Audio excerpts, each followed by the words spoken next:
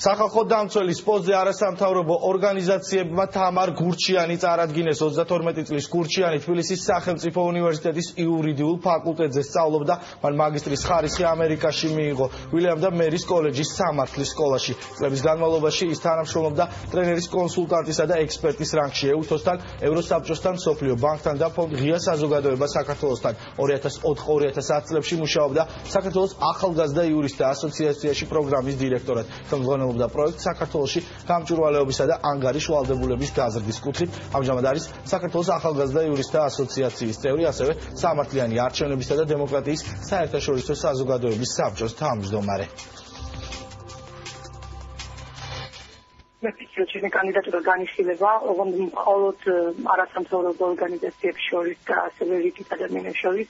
რაც შეეხება ქართულოცნებას, მე არანაირი კონსულტაცია არ მქონია მათთან. სახალხო დამცველის პოზიცია ეს არის ყველაზე საპატიო პოზიცია, რაც შეიძლება ქონდეს იურისტ და ადამიანის უფლებების დამცველს და ზოგადად ადამიანს. ეს არის ჩემი აზრით, ეს არის ყველაზე საამაყო ფუნქცია, რაც კი შეიძლება მე ოდესმე ჩემს ცხოვრებაში გქონდეს. თამარ გურჩიანის კანდიდატურა ომბუდსმენის პოსტზე 39-მა არასამთავრობო ორგანიზაციამ 1 საათის წინ დაასახელა. განცხადება ამის თაობაზე ახალგაზრდა იურისტთა ასოციაციის ხელმძღვანელმა გააკეთა. თამარ ჩუგოშვილის თქმით, გურჩიანი ყველა იმ კრიტერიუმს აკმაყოფილებს, რომელიც არასამთავრობოებმა კონსულტაციების პერიოდში წამოაყენეს. რომელიც აერთიანებს ლებადამცველი ხალბატონი პროგრამ ორივეთან ინვესტორული კანდიდატურა არის და ალბათ მეოთხე კანდიდატი არ შეიძლება გაიზარდოს კიდევაც ჩვენ ვფიქრობთ, რომ აქვს ყველა ის პიროვნული თვისება, რაც ხოდამცველი იქნება პროდუქტიული, რადგანაც ის კარგად ერკვევა ის როგორც კანდიდატად და შემდეგ მომწერი ამ განცხადების და ამ მიმართვის საერთაშორისო ორგანიზაცია, რომელიც აერთიანებს ბევრი ორგანიზაცია, რომელიც მუშაობს ადამიანის უფლებების დაცვის საკითხზე, რამდენიმე დღიანი კონსულტაციების შემდეგ შევჯერდით ერთ კონკრეტულ კანდიდატურაზე. ეს არის ქალბატონი თამარ გურჩიანი. ჩვენ გვინდა მივმართოთ საქართველოს პარლამენტს უკვე 20-დან უკვე ახალი შემადგენლობით და გვინდა წარუდგინოთ თამარ გურჩიანის კანდიდატურა სახალხო დამცველის კანდიდატურად. თამარ გურჩიანი არის ძალიან მაღალი კვალიფიკაციის და სამართალმცოდნე, აქვს ძალიან დიდი გამოცდილება ადამიანის უფლებების საკითხებზე მუშაობის და ამ სფეროში მუშაობის. ისაც არასამთავრობო სექტორი მსჯელობდით თუ ვინ უნდა დაგვასახელებინა, ბუნებრივია რამდენიმე კრიტერიუმს განვიხილავდით. პირველ რიგში ეს არის ის, რომ უნდა იყოს საკმაოდ მაღალი კვალიფიკაციის მქონე ადამიანი, იგი არ უნდა იყოს არავითარ შემთხვევაში პარტიული, ანუ მისი წარსული საქმიანობიდან გამომდინარე პარტიასთან არ უნდა კონდეს რაიმე კავშირები.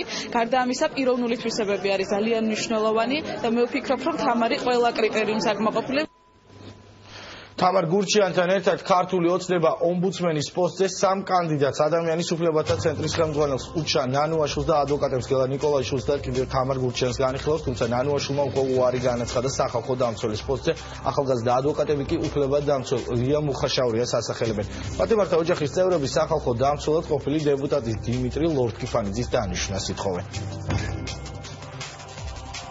მე არ ქონია არანაირი კონსულტაციები, გარდა იმისა, რომ საზოგადოება მირეკავს, ხალხი მირეკავს, სრულიად უცხო ადამიანები გამოხატავენ, ასე ვთქვათ, მხარდაჭერას და ეს მე ძალიან მავალებს, ეს არის ჩემთვის ძალიან დიდი პატივი და ბუნებრივია არ მაძლევს უფლებას, რომ ნაბიჯი უკან გადავდგა. სანამ საზოგადოების ხალხის მხარდაჭერა იქნება, მე ვფიქრობ, რომ ჩემი ვალდებულება, მონაწილეობა მივიღო სახალხო დამცველის არჩევნებში იქნება ჩემი პირდაპირი მოვალეობა. იდეა იმის შესახებ, რომ დასახელებული იყო სამოქალაქო სექტორის მიერ კანდიდატი, წამოვიდა სამოქალაქო საზოგადოებიდან, ან აუფლებადაცვითი ორგანიზაციებიდან. მოგეხსენებათ, რომ უფლებადაცვითი ორგანიზაციები ბევრნი არიან, ერთმა ჯგუფმა დაიწყო ამაზე მსჯელობა და მე დარწმუნებული ვარ, ყველა სიამოვნებით ჩაერთვება, იმიტომ რომ წინ გვაქვს დრო და წინ არის კიდევ მთელი პროცედურები. ამ ეტაპზე არც ერთი კანდიდატი, ეგრეთ წოდებული კანდიდატი სახალხო დამცველობის არ შეიძლება განიხილებოდეს როგორც რაღაცა ოფიციალურად დასახელებული, ჩემი ჩათვლით რა თქმა უნდა, ვინაიდან ეს არის იმ ადამიანების გვარები, რომელთა მიმართ კეთილგანწყობა გამოხატეს, თქვათ, ვიღაცა ადამიანებმა, ჯგუფებმა, ორგანიზაციებმა, უნდა გააკეთოს ჩემი აზრით სახალხო დამცველმა პირველ რიგში. მისი მოქმედების ქვაკუთხედი უნდა იყოს ის, რომ სახელმწიფო მოხელეებთან ურთიერთობაში დაიცვას კონკრეტული ადამიანის უფლებები. მოქმედი კანონმდებლობისგან განსხვავებით სახალხო დამცველის არჩევის წესთან დაკავშირებით ქართული ოცნების საარჩევნო პროგრამაში განსხვავებული ნორმა არის მოყვანილი. მოქმედი კანონმდებლობით სახალხო დამცველის კანდიდატურას ასახელებს საქართველოს პრეზიდენტი, საპარლამენტო ფრაქციები და 6-კაციანი ჯგუფი, რომელიც არც ერთ ფრაქციაში არ შედის.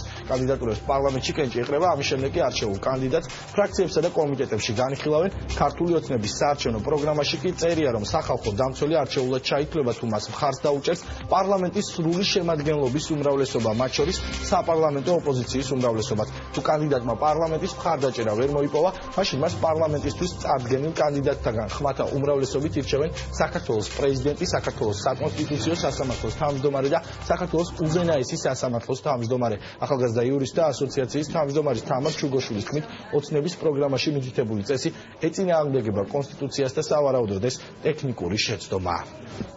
საქართველოს სახალხო დამცველის არჩევის წესი არის ძალიან დეტალურად გაწერილი საქართველოს კონსტიტუციაში და ამის გვერდის ავლა ან გადახვევა ამ წესიდან არის დაუშვებელი, ეს იქნება არაკონსტიტუციური. კონსტიტუცია ამბობს, რომ კანდიდატურის დასახელების უფლება აქვს საქართველოს პრეზიდენტს, ფრაქციას და დეპუტატთა 6-კაციან ჯგუფს და შემდგომ გადაწყვეტილება მიიღება უმრავლესობით, ანუ შესაბამისად პარლამენტის წევრთა სიითი უმრავლესობით მიიღება გადაწყვეტილება, ვინ იქნება, რომელი კანდიდატურა იქნება არჩეული. პროგრამას რაც შეეხება, ეს შესაძლებელია ან შეცდომას ან გარკვეულ ტექნიკურ წრომს წარმოადგენდეს, იმიტომ რომ ის ფორმა არჩევის სახალხო დამცველის, რაც ახლა რაც წავიკითხე, ეს წინააღმდეგობაში მოდის კონსტიტუციის ძირითადად.